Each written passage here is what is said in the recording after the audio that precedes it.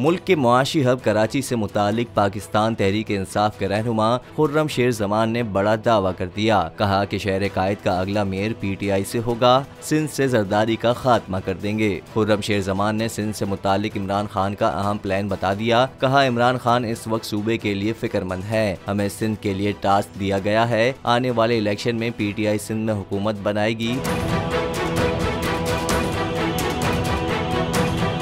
खुर्रम शेर जमान ने कहा 15 तारीख को होने वाले बल्दियाती इलेक्शन में अगला मेयर PTI का आएगा। अगले माह जनवरी से इमरान खान सिंध के दौरे करना शुरू कर देंगे। हम सब का मिशन ये है कि सूबे से पीपल्स पार्टी का खात्मा करें। खुर्रम शेर जमान ने कहा सूबे में सैलाब मुतासरीन का राशन चोरी करके खुले आम बाजारों में बेचा जा रहा है। यहाँ के अवाम के पास पीने का साफ पानी भी नहीं है। सिंध में बच्चों के लिए सेहत और स्कूलों में तालीम तक नहीं। सूबाई हुकूमत सिर्फ माल बनाने में मसरूफ है।